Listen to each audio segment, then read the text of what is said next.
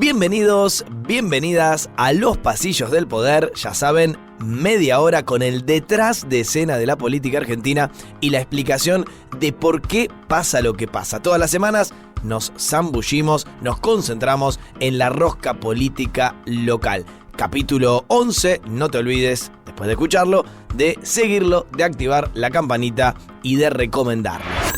El gobierno de Javier Milei siente que retomó las riendas de la agenda política y económica, pero el poder adquisitivo de los argentinos está apretando y la conflictividad social sube.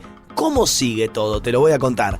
Además, la libertad avanza no se logra sacar de encima el escándalo Libra y te voy a contar también todo lo que dejó la primera interpelación en el Congreso. Y hablamos de elecciones con novedades clave en la provincia de Buenos Aires y un debate televisivo multitudinario en Cava. En el medio, demasiadas polémicas alrededor de Santiago Caputo y un cruce picante con el autor de este podcast por parte de Javier Milei.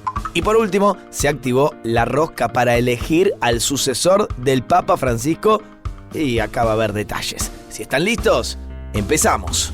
Los Pasillos del Poder con Nacho Girón, el detrás de escena de la política argentina. ¿Qué te pasa, Javier Milei? Esa es la principal pregunta que nos hacemos en los Pasillos del Poder de esta semana.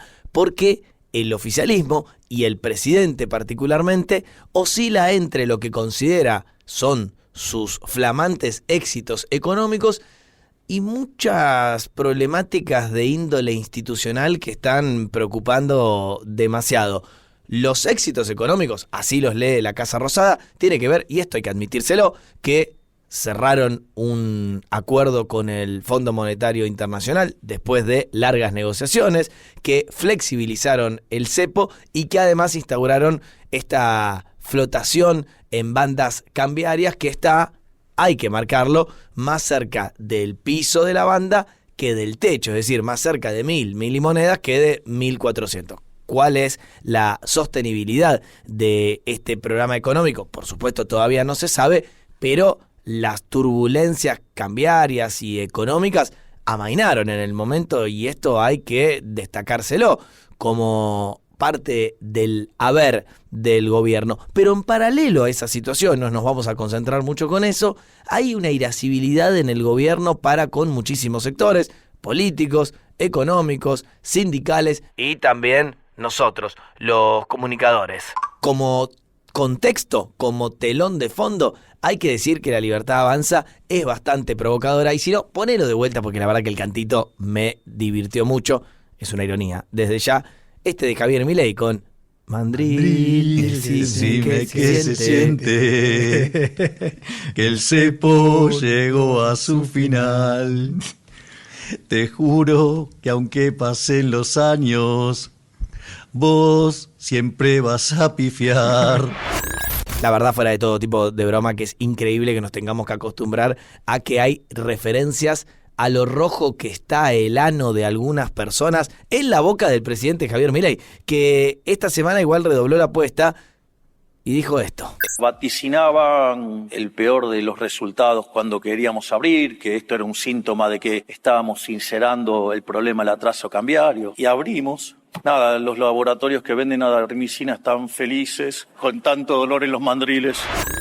Bueno, retomo la senda principal. Les estaba contando que el gobierno siente que estabilizó lo que era un avión que estaba atravesando muchas turbulencias económicas. De hecho, para el presidente argentino, la etapa de estabilización directamente terminó. La charla de hoy es sobre crecimiento económico. Es decir, es la hora del crecimiento económico. Hemos concluido la etapa de la estabilización. No quiere decir que las cosas están perfectas.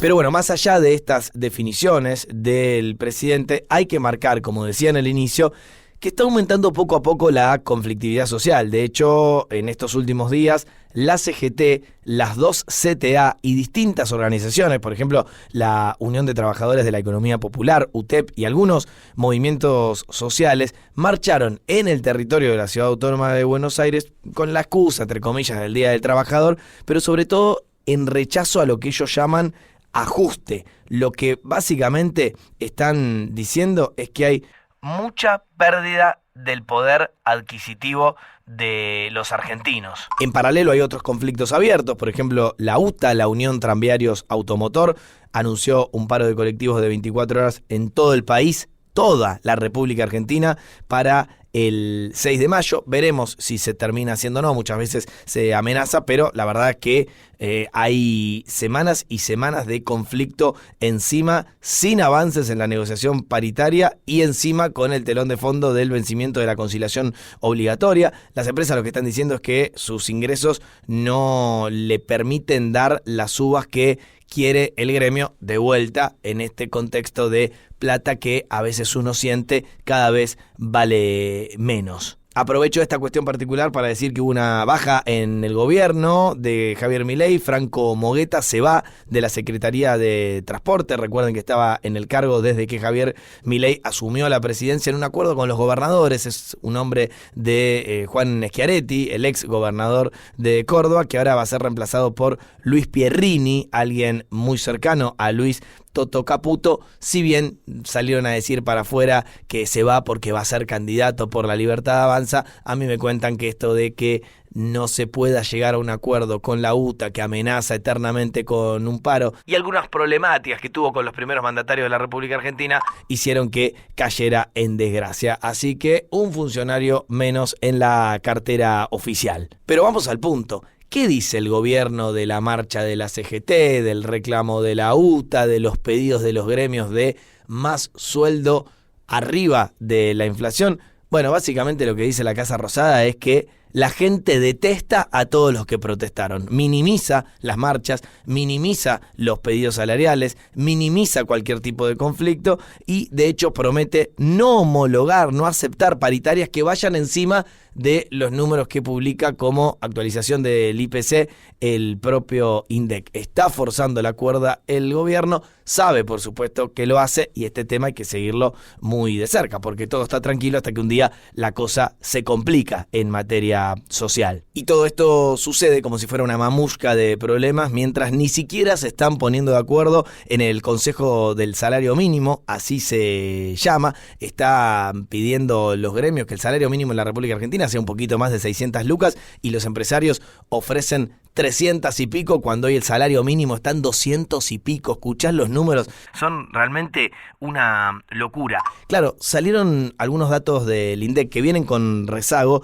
sobre los sueldos en la República Argentina. Y hay que decir, y esto cuando es así, la realidad no hay que negarla, que todos los tipos de salarios, el privado, el empleado público y el salario del informal, superaron en febrero, que es el último dato cerrado de la estadística, insisto, la inflación interanual. Fueron más altos de lo que marcaba la inflación año contra año, incluso algunos están recuperando lo que venía perdiendo. El tema es que los analistas que miran hacia adelante marcan que en marzo y en abril esta tendencia cambió y se empezó a perder poder adquisitivo fuertemente, y además están marcando los analistas en la materia que hoy hay algunos aumentos de sueldo, pero producto de más horas extra trabajadas. Es decir, tu plata vale menos, pero encima tenés que laburar más. Esto, insisto, puede ser una olla a presión para las próximas semanas o quizás meses. Ya sé que les uní muchas cuestiones juntas, relevantes, importantes, que tienen que ver con la economía real, y llego acá a propósito a una pregunta. ¿Se vienen nuevas medidas económicas? ¿Hay algo en lo que está trabajando en este sentido el gobierno nacional y muy particularmente el Ministerio de Economía, que se golpeaba el pecho cuando anunciaba en los últimos días que bajan los combustibles de YPF un 4%? Marcan que es la segunda baja en los precios en menos de un año. La última se había implementado en octubre de 2024 y lo justifican precisamente por el cambio del precio del crudo en el mundo. Esto es un fenómeno de todo el planeta Tierra, y obviamente los cambios en el valor del dólar. Así que en general nunca contamos estas cosas, pero sí tengo que marcar esta semana que la nafta, al menos en los surtidores de YPF, va a bajar un poco. Pero claro, el anverso, la contracara de todo esto tiene que ver, por ejemplo, con que la Secretaría de Energía ya confirmó que va a haber un aumento de entre 2 y 3% en las tarifas de luz y gas en los consumos de mayo, este mes que está arrancando. Hay aumentos mensuales automáticos y un nuevo esquema tarifario para la distribución y para el transporte de gas y de electricidad. Empiezan a regir nuevas tarifas en algunos medios de transporte del AMBA por una aplicación de un aumento de hasta el 6%, y todo mientras, como les indicaba, los salarios no están acompañando, al menos hasta ahora, estos aumentos en esos porcentajes. Sin embargo, Luis Toto Caputo se tiene fe en el plan económico y en ese sentido dijo en estos últimos días que la Argentina regalada en dólares quedó atrás. Si no me crees, escúchalo. Se terminó la época de la Argentina regalada en dólares. La contracara de una Argentina regalada en dólares es un país que le va pésimo, ¿sí? No es una casualidad que cuanto más regalada Argentina estuvo en dólares fue a fin del gobierno anterior y nosotros heredamos la peor situación económica de la historia. Es la contracara de eso. No queremos eso. Nosotros queremos un país donde los salarios en dólares sean razonables, donde no se asombre la gente porque alguien de clase media va a veranear a Brasil. Es de locos esto. O sea, ya de vuelta, no es solo el daño económico que se ha hecho, sino es el daño psicológico. O sea, ahora resulta que es un lujo que un argentino de clase media veranee en Brasil, que es un país vecino. O sea, lo lógico sería que pueda veranear en Brasil o en Europa, si quiere, o en Estados Unidos. Pero para bajar más a la tierra, las palabras de Luis Toto Caputo, hay que decir que también hizo referencia a los precios y a la inflación en nuestro país. Vamos a evitar cosas como cuando salimos del cepo, que algunos inmediatamente por las dudas subieron precio, como dice el gran Fede Furiase, eso antes pagaba, porque digamos, ese por las dudas en Argentina pagaba, ahora no paga que hagas eso. De hecho, la mayoría tuvo que retrotraer los precios, porque haces eso y te quedás fuera de mercado. Es decir, estamos en otra Argentina. En una Argentina donde los precios pueden incluso bajar. Ya no solo hoy ya no tiene sentido, digamos, económico que haya inflación. La inflación va a colapsar, es un tema de tiempo. Los precios incluso pueden bajar. No quiero dejar de consignar una polémica de la última semana que tuvo que ver con que la directora gerente del FMI, Cristalina Georgieva, se convirtió al menos por unas horas en una suerte de jefa de campaña de La Libertad Avanza. Le pidió a la Argentina mantener el rumbo y que no descarrile la voluntad de cambio. O sea, jugó fuerte. Poneme el audio de fondo, por favor. And it is very important that they don't derail. Ahí está diciendo, es muy importante que no se descarrile la voluntad de cambio. Hasta ahora no vemos que ese riesgo se esté materializando, pero insto a la Argentina a que mantenga el rumbo. Qué polémica, Cristalina, se armó tanto revuelo, no solo en Argentina, sino también en todo el mundo occidental, que tuvo que aclarar la directora del Fondo Monetario Internacional que el mensaje fue para el gobierno. Las elecciones son para los argentinos, no para nosotros, dijo ella, y negó haber pedido el voto de nosotros, la población argenta, a La Libertad Avanza. Si tenés que aclarar la verdad, estás complicada. Avanzamos con nuestro temario y hay que marcar también que el caso Libra no deja tranquilo al gobierno, no se libra de Libra, si me permiten esta conjunción poética. Ya se llevó adelante la primera interpelación a ministros de la República Argentina en 30 años, en realidad a un ministro, al jefe de gabinete, a Guillermo Franco. Tenía que ir el ministro de Justicia al Congreso, Mariano Cunio Libarona, pero adujo problemas de agenda y por ahora no fue, y debería ir en algún momento pronto Luis Toto Caputo y también el titular de la Comisión Nacional de Valores, que es Roberto Silva. Hay un debate interno en el Congreso para entender y definir qué hacer si alguien no se quiere presentar a la comisión investigadora del caso Libra. ¿Los pueden ir a buscar por la fuerza pública? Bueno, hay gente bastante dura en su postura, como Miguel Ángel Pichetto, que dice, sí, si no vienen, le mandamos el patrullero. Les prometo actualizar qué pasa con esto. La línea central de Franco para defender a Javier Milei es que no existió relación, dice él, entre el gobierno y la gente de Libra. Lo dijo de esta manera. El presidente no mantiene ni mantuvo ningún vínculo con el proyecto Viva la Libertad y/o la moneda Libra. No existe ni existió relación de ninguna índole entre el presidente o los funcionarios del gobierno con las personas y los emprendimientos aludidos. Pero Guillermo Francos fue más allá y dijo que como Javier Milei tuiteó lo de Libra cuando estaba en la Quinta de Olivos, ya es como que no era presidente porque estaba en su casa de descanso. Sí, la verdad que es bastante increíble como argumento y también lo decía con estas palabras. El presidente se encontraba el viernes 14 de febrero de 2025 en la residencia de Olivos, tal como fue informado a la justicia. Si el gobierno, el oficialismo, La Libertad Avanza no tuvo nada que ver con los creadores de esta criptomoneda, criptoestafa, Libra, ¿por qué el gobierno auspició el famoso Tech Forum, donde estaban todos los creadores de Libra? Bueno, eso le preguntó Guillermo Francos, el diputado peronista Itaí Hackman. Quiero hacer una pregunta sobre el Tech Forum. ¿Qué participación concreta tuvo el gobierno en la organización del evento, en calidad de auspiciante del Tech Forum celebrado en octubre del 24? No, fue un evento al que el presidente fue invitado a participar y disertar, pero no fue una participación, no fue un evento organizado por el gobierno. ¿No fue auspiciado por el gobierno? No, entiendo que no recuerdo ahora si hubo algún tipo de... Bueno, yo le voy a mostrar lo que figuraba en la página de la organización del Tech Forum, donde aparece como socios, partners, auspiciantes, el logo del gobierno nacional y del gobierno de la ciudad. Y un momento que no quiero dejar de destacar, porque la verdad me causó en lo personal bastante simpatía, es que como la oposición entendía que Guillermo Francos no estaba respondiendo bien ninguna pregunta relevante, el diputado de la UCR, Pablo Juliano, tiró esta pregunta. Tiene la palabra el diputado Pablo Juliano. Ministro, una pregunta. ¿Le gusta el mar o la montaña? ¿A usted le gusta el mar o la montaña? Diputado, empecémoslo seriamente, le pido por favor. ¿El mar o la montaña le gusta, ministro? A ver, disculpe, señor jefe de gabinete. Diputado Juliano. No, pero, a ver... Diputado presidente, Juliano, otra vez. Pero en capaz, serio, diputado Juliano, estamos llevando esto en calma. Pero capaz ¿Quiere que generar...? Capaz que quiera por favor, se lo pido. por las Vamos a las evasivas. preguntas que corresponden. Capaz que el diputado. ministro tiene ganas de hablar de otra cosa porque no contestó nada de lo que se le preguntó, presidente.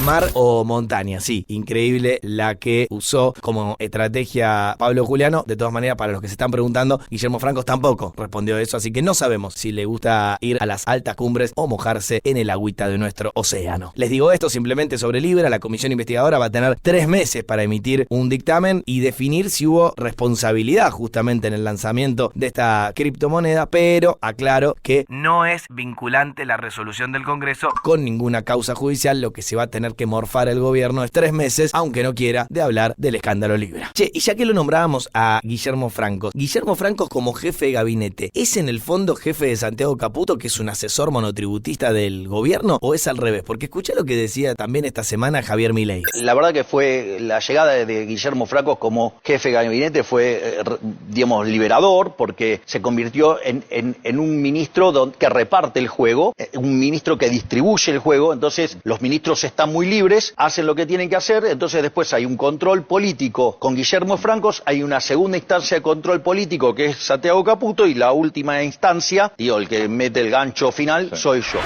Bueno, después de esa frase salió el propio Guillermo Francos a decir algo así como: yo soy el jefe. El presidente se maneja como a él le parece, tiene su asesor Santiago Caputo, que consultará, supongo yo, muchos de los temas, pero finalmente el jefe de gabinete soy yo, o el que sea, ¿no? En este caso soy yo, y soy el que me hago responsable de los actos que yo firmo. Entiendo que Santiago Caputo es un asesor y no tiene firma ejecutiva, ¿no? O sea, no resuelve temas, ¿no?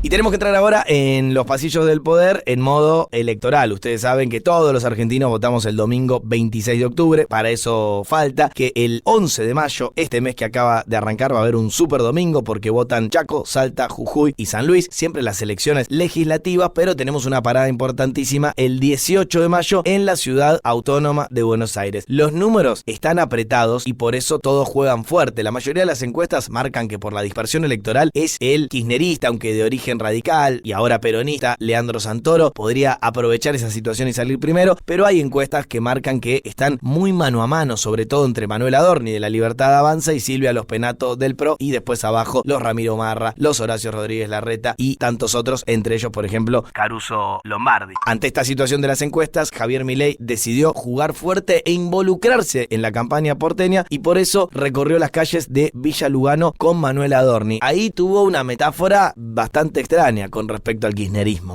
Para seguir avanzando en las ideas de la libertad para seguir progresando.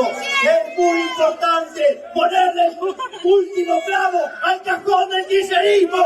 Esta es una elección fundamental porque nada pueden esperar de aquellos que le mintieron durante 17 años con siempre las mismas promesas y no cumplieron con ninguna. Como hay 17 listas para presentarse en la legislatura porteña, el debate del canal de la ciudad fue larguísimo. Había 4 atriles, se iban turnando entre ellos para que los 17 pudieran hablar, pero bueno, nosotros con los pasillos del poder metimos el bisturí y les traemos algunos cruces simpáticos que no tienen que pasar de largo. Por ejemplo, el cruce entre Manuel Adorni y Leandro Santoro. Leandro, en el 2021 fuiste candidato con Alberto, en el 2023 fuiste efectivamente candidato con Massa, el gran responsable de la destrucción de este país, al menos de la del último tiempo. Quería preguntarte si no te da vergüenza ser kirchnerista. Manuel dice, Santoro, vos sos tal cosa. Bueno, hay afiches que cuando vos recorres la ciudad de Buenos Aires dicen, Adorni es Milei. Bueno, yo te quiero decir, Adorni, que Santoro es Santoro. Yo no me escondo atrás de nadie. Yo no necesito que me vengan a defender, porque yo vivo esta ciudad, yo defiendo esta ciudad, yo quiero ser legislador de esta ciudad. Otro cruce, el del propio vocero presidencial y, en este caso, Silvia Los Penato. Silvia, ¿cómo estás? Con los piquetes terminamos nosotros, no ustedes, con Patricia Bullrich y Sandra Petovelo. Siguiendo con eso, todo lo que nombraste, creo que tuvieron 17 años para hacerlo y no lo hicieron. Esa es una apreciación personal, pero la pregunta es, ¿qué considerás que hicieron mal como para que hicieron mal entre 2015 y 2019 para que el kirchnerismo tenga la posibilidad de volver y hacer pelota al país? Gracias. Manuel, la verdad que me cuesta verte parado en ese atril. Sos un buen vocero, pero esta es una elección de legisladores. Y escucharte decir que ustedes fueron los que le ganaron al kirchnerismo cuando esta ciudad durante muchísimos años fue esa isla que preservó a la Argentina del kirchnerismo cuando crecía. 9 elecciones seguidas le ganamos al kirchnerismo a esta ciudad y vamos a ir por la 10ª elección. Porque si hay una fuerza antikirchnerista en la Argentina es el PRO, pero además si hay una fuerza que conoce esta ciudad también es el PRO, somos nosotros. Gracias.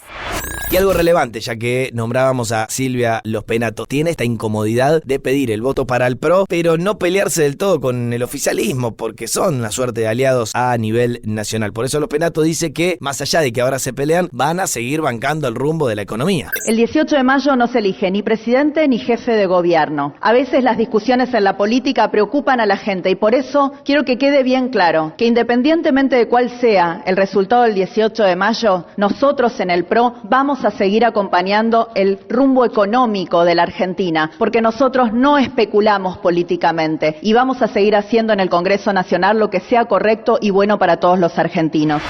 Y acá me tengo que meter obligatoriamente con 2 polémicas alrededor del debate. Una, lamentablemente, no quisiera, tiene que ver conmigo, porque Milei, sí, el presidente argentino, dijo que soy un mentiroso, porque había consignado que Manuel Adorni quizás no iba a presentarse al debate porteño, pero unos minutos después, cuando pude hablar con el equipo del vocero presidencial, confirmé, como corresponde, por el mismo medio, por Twitter, que Manuel Adorni efectivamente iba a ir. Bueno, Milei se quedó con el primer tuit y aprovechó para pedir un montón de odio para todo el periodismo, porque viene diciendo precisamente el presidente argentino que la sociedad no odia lo suficiente al periodismo. En lo personal, pienso que pelearle a un periodista mano a mano, pedir una retracción, una corrección, ponerse en pie de igualdad puede ser aceptable, pero pedir odio suena realmente a muchísimo y puede traer consecuencias inesperadas. Lamentablemente, sumo desde los pasillos del poder mi nombre a una larga lista que incluye a Jorge Lanata, Jorge Fontevecchia, Jorge Fernández Díaz, Joaquín Morales Solá, Marcelo Longobardi, María O'Donnell, Ernesto Tenenbaum, Sofía Diamante, Mónica Gutiérrez, Fabián Waldman, Silvia Mercado, Luisa Corradini, María Laura Santillán, Alejandro Alfi, Marcelo Bonelli, Alejandro Boresten, Ignacio Ortelli, Víctor Hugo Morales, Delfina Cericini, Cecilia Bufflet, Romina Mangel, Diego Brancatelli, Paulino Rodríguez,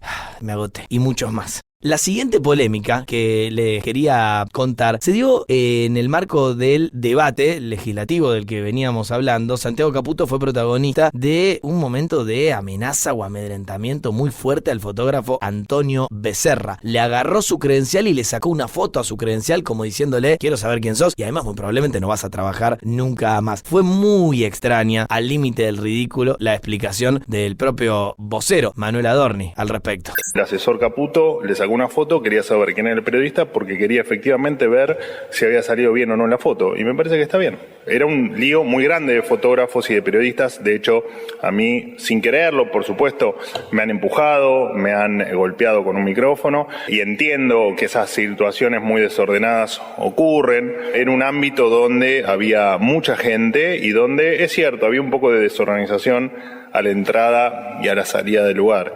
La verdad que fue una situación muy incómoda para todos, pero la intención de Santiago era efectivamente ver cómo habían salido las fotos, nada más. Y ya que lo estamos nombrando al todoterreno y todo controversial Santiago Caputo, fue el protagonista de un inesperado abrazo con Mauricio Macri, un encuentro que se produjo durante la cena organizada por la Fundación Libertad, en el que se los vio sonriendo y algún osado se animó a preguntar, ¿esto será el inicio de algo, de un mejor vínculo? Bueno, mi respuesta es que pareciera que no, porque se enfrentan la Libertad Avanza y el PRO en la Ciudad de Buenos Aires y todavía pareciéramos muy lejos de un acuerdo entre el PRO y la Libertad Avanza en la provincia de Buenos Aires, pero cuando tengas novedades obviamente se las voy a actualizar. Y ya que menciono al territorio bonaerense, hoy comandado por Axel Kicillof, tengo que decirles que ahora sí, por fin, porque se los prometí durante muchísimas semanas y se iban estirando los tiempos políticos, quedaron suspendidas las PASO de la provincia de Buenos Aires, que iban a ser el 13 de julio. Por ende, si sos bonaerense, vas a votar para llenar la legislatura el 7 de septiembre y después, por supuesto, el 26 de octubre, como toda la República Argentina. De todas maneras, no reina la paz, porque ahora Axel Kicillof y Cristina Fernández de Kirchner, con sus dirigentes más cercanos, se están peleando por los plazos electorales. Por ejemplo, la fecha clave es cuándo van a cerrar las alianzas, para saber si ellos mismos van juntos y, como les decía antes, si los amarillos y los violetas terminan haciendo un acuerdo o no. Y me guardo los últimos minutos para hablar del Papa Francisco. Desde la última vez que nos habíamos escuchado y compartido los pasillos del poder, se dio un funeral de Estado muy grande con la asistencia de nuestro presidente Javier Milei, pero también con Donald Trump y muchísimos líderes y monarcas del planeta Tierra. No nos olvidemos de la foto justamente del presidente de Estados Unidos con el presidente de Ucrania, Volodymyr Zelensky, ahí en la soledad del Vaticano. Realmente una foto que dio vuelta al mundo. Pero más allá del recuerdo que aquí mismo hemos hecho la semana pasada con el sobrino de Jorge Mario Bergoglio, hay que empezar a concentrarse en el cónclave que se va a llevar adelante para elegir al sucesor de Pedro, al Papa número 267 de la Iglesia Católica, que va a empezar finalmente el 7 de mayo. Recuerden, y esto lo vamos a ir contando, pero que este proceso de selección involucra a todos los cardenales menores de 80 años. ¿Cuántos son hoy esos cardenales menores de 80 años? Bueno, si nada cambia, 134, por lo que se necesita una mayoría de 2/3 para nombrar al nuevo pontífice de 90 votos. Había una polémica alrededor del cardenal italiano Angelo Becciu, que tiene 76 años, que podría haber votado, pero Francisco había dejado en claro en vida a través de 2 cartas que no tiene Becciu que participar del cónclave porque se lo acusó y se lo condenó por fraude financiero. Va a haber 4 argentinos, recuerden, que van a votar en este cónclave: Víctor Manuel Tucho Fernández, Ángel Sixto Rossi, Vicente Bocalic Iglic y Mario Poli, que van a ser algunos de los que van a tener en sus manos la decisión de elegir al nuevo Papa y sobre todo el perfil del nuevo Papa. ¿Va a ser alguien parecido al Papa Francisco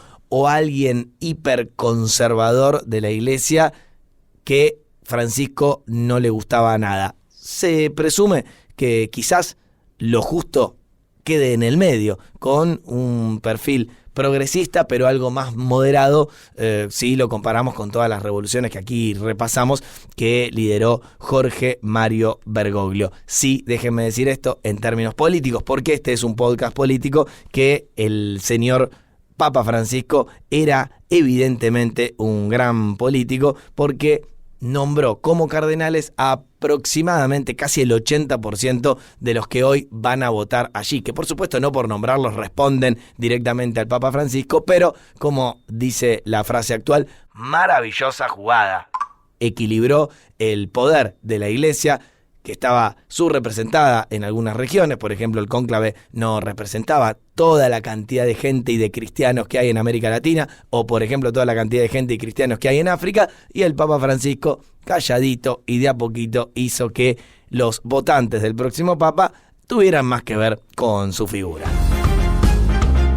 Y así llegamos al final de un nuevo capítulo de Los Pasillos del Poder, el detrás de escena de la política argentina y la explicación de por qué pasa lo que pasa. Si les gusta lo que hacemos, recomiéndenlo, síganlo y pongan a activar en la campanita, se los pido por favor. Chau, hasta la semana que viene.